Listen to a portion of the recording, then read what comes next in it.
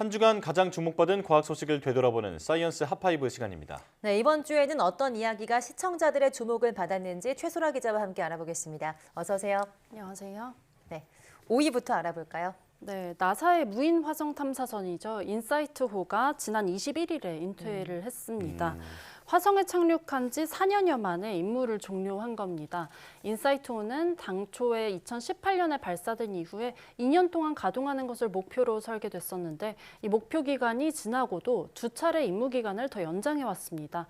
그러던 중에 최근 나사가 인사이트에 메시지 2건을 보냈지만 인사이트가 응답을 하지 않았다고 하고요. 결국에 나사는 인사이트에 동력을 공급하는 태양전지 에너지가 부족하다는 결론을 내리고 임무 종료를 선언했습니다. 현재로서는 본체의 태양 전지판에 화성 먼지가 쌓이면서 충전이 되지 않았기 때문으로 추정됩니다. 화성은 모래 먼지가 심한 것으로 알려졌는데 앞서 2004년에 화성에 착륙했던 오퍼튜니티호도 2018년에 화성 먼지 폭풍으로 동력을 아끼기 위해서 동면에 들어갔다가 다시 깨어나지 못한 바 있습니다. 이게 살아있는 생명체는 아니지만 좀 짠하기도 하고 아쉽기도 한데요. 지난 4년간 인사이트가 거둔 성과들은 어떤 게 있나요? 네, 인사이트는 화성에서 생명체 흔적을 찾아왔던 기존의 탐사선들과는 다르게 화성의 지각 구조와 열분포 등 화성의 내부를 들여다보는 데 주력해왔습니다. 인사이트의 지진계는 지난 4년여 동안 이 1,300건이 넘는 화성 지진을 잡아냈고요. 규모 5에 달하는 역대 최대 규모의 화성 지진을 포착하기도 했습니다. 당초 지하 5m 깊이에 화성의 내부 온도를 측정할 수 있는 지열 측정기도 설치할 계획이었는데 이 토양의 마찰력이 예상보다 약해서 50cm도 채 파고들지 못하면서 지하 열을 측정하는 데는 실패했습니다. 나사는 이제까지 인사이트의 데이터가 이 화성뿐만 아니라 지구 등 다른 암석 천체 연구에 큰 통찰력을 제공했다고 평가를 했습니다. 네, 어쨌든 인사이트에게 좀 고생했다는 말도 전해주고 싶습니다. 4위 소식도 알아볼까요? 네, 지난 7일부터 19일까지 캐나다의 몬트리올에서 15차 UN 생물 다양성 협약 총회가 열렸습니다. 이 196개국 대표들이 앞으로 달성할 23개 목표를 담은 이 쿤밍 몬트리올 글로벌 생물 다양성 프레임워크를 채택했는데요. 이 같은 목표를 달성하기 위해서 세계 각국은 공공과 민간 재원을 통해서 연 2천억 달러를 조달한다는 목표를 세웠고요. 이 가운데 선진국들이 2025년까지 매년 최소 200억 달러를 또 2030년까지 매년 최소 300억 달러를 각각 내기로 합의했습니다. 이 가운데 가장 눈길을 끄는 내용이 오는 2030년까지 전 세계 바다와 육지 30%를 보호구역으로 지정한다는 내용의 이른바 30x30 목표입니다. 현재는 육지의 17%, 또 해양의 10%만 보호구역으로 지정이 돼 있는데요. 이거를 대폭 확대하겠다는 겁니다. 네, 반가운 소식인 것 같은데요. 그런데 그 지구 표면의 30%를 보호구역으로 지정하면 무엇이 달라지는 걸까요? 네, 이 UN 생물 다양성 협약에 가입한 나라들은 이 보호구역으로 지정된 해역이나 육지에 대해서 자체 법률로 보호구역을 지정하고 관리를 하게 됩니다. 예를 들면 우리나라의 경우는 이 해양 보호구역의 지정 및 관리를 이 해양수산부 장관이 담당하고요. 이곳에서는 해양 생태계를 파괴하는 행동을 할 수가 없게 됩니다. 예를 들면 공유 수면의 구조를 변경을 하거나 해수 수위나 수량을 늘게 하거나 줄이게 하는 행위들이 제한이 되고요. 또 공유 수면에서 모래나 규사, 토석을 채취하는 행위도 제한이 됩니다. 다만 이런 협약에는 강제성이 없거든요. 이 합의된 내용을 어기더라도 페널티가 따로 주어지는 건 아닙니다. 이 때문에 지금까지 기후회의나 이런 생물 다양성 회의에서 합의된 내용이 중국 등 다른 나라들이 어기는 경우도 많이 있었습니다. 한마디로 환경을 위해서 개발 제한 구역을 더 넓히겠다라는 건데 구호에만 그치지 않도록 실질적인 이행 방안도 논의돼야겠습니다. 자, 이제 3위 소식이죠. 네, 우리나라의 연구개발비가 지난해 처음으로 100조 원을 넘어섰습니다. 이 과기정통부의 조사 결과에 따르면 2021년 국내 총 R&D 투자 비용은요 102조 1,352억 원으로 1년 전보다 10% 가까이 증가했습니다.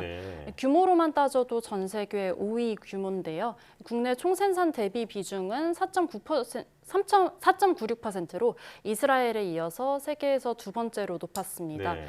또 전체 연구개발비 가운데서 기초 연구에 투자한 비중이 14.8%였는데요.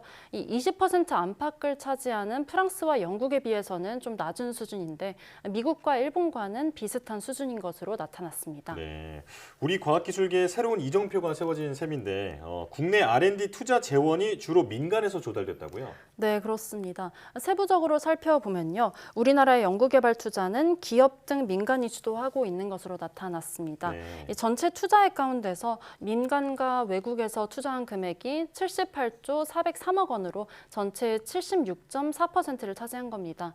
나머지 23.6%가 정부 공공투자였습니다. 또 매출액 상위 10개 기업의 경우가 이 기업 전체 연구개발비의 47.1%를 차지를 해서 이 연구개발 활동이 상위 기업에 편중돼 있는 것으로 나타났습니다. 네. 이 상위 10개 기업의 경우는 이 연구개발비가 매년 증가하고 있는 것으로도 조사가 됐습니다. 네, R&D 투자가 눈부신 성과로 좀 잘 이어졌으면 좋겠습니다. 2위 소식도 알아볼까요? 네, 윤석열 정부 들어서 처음으로 열린 국가우주위원회에서 이 우주개발 사업의 밑그림이 확정됐습니다. 네. 먼저 발사체 사업을 육성하기 위해서 이 나로 우주센터가 있는 전남 지역을 발사체 특화지구로 지정하기로 했고요.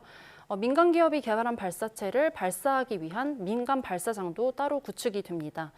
또 항공우주기업이 밀집한 경남을 위성 특화지구로 지정하고요. 항우연 등이 있는 대전을 연구인재개발 특화지구로 지정했습니다. 네. 이와 함께 오는 2030년까지 총 1조 4,223억 원을 투입해서 초소형 위성을 개발을 하고 또 지상 시스템까지 구축하겠다는 계획도 담겼습니다. 또 그동안 유동적이었던 누리호 3호기 발사도 내년 5월로 확정적으로 잡혔습니다. 네. 네, 이런 가운데 이제까지 한국 우주 개발을 이끌어온 항우연에서 내부 직원들이 보직을 사퇴하고 있다는 소식이 전해지고 있죠. 네, 그렇습니다. 최근에 항우연이 조직 개편을 단행하면서 이에 대한 항의로 누리호 발사를 성공으로 이끌었던 핵심 인력들이 사퇴를 표명하고 나섰습니다. 앞서 항우연은 지난 12일에 한국형 발사체 개발 사업본부 내 팀 조직을 폐지했고요. 차세대 발사체 개발 사업단 등을 둔 발사체 연구소를 신설하는 등 조직 개편을 결정했습니다.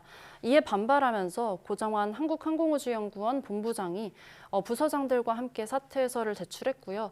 또 나로 우주센터의 오코남 센터장도 보직 사퇴를 표명했습니다. 고 본부장은 항우연의 조직 개편이 수족이 모두 잘린 형태라면서 이런 체계로는 누리호 3차 발사 등이 불가능하다고 주장했습니다.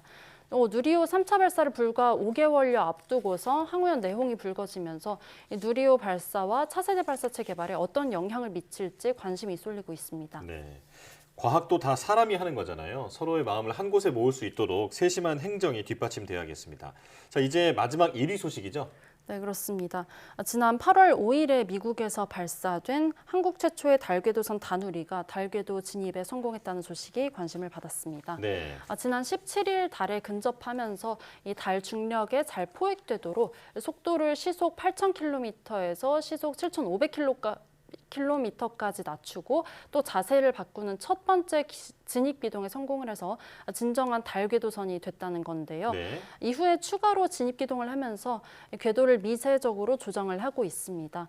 오는 28일까지 모두 5차례의 진입 기동이 예정돼 있는데 이 모두 정상적으로 끝나게 되면 다누리는 달 상공 100km의 원궤도인 임무궤도에 안착을 하게 되는 겁니다.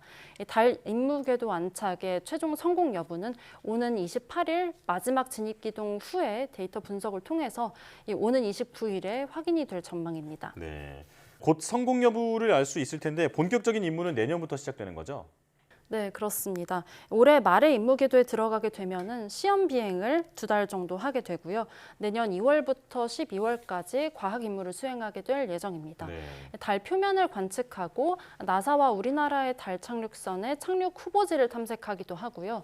또 지구와 달 궤도선 사이의 메시지를 전송하고 실시간으로 동영상을 재생하는 우주 인터넷 기술도 세계 최초로 검증을 하게 됩니다. 네.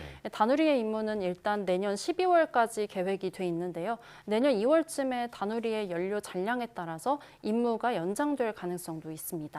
네, 내년부터 시행될 본격적인 임무 전에 올해 아직 진입 기동이 남아 있는데요. 올해 성공적인 마무리를 좀 지을 수 있었으면 좋겠습니다. 최소라 기자와 함께했습니다. 고맙습니다. 감사합니다.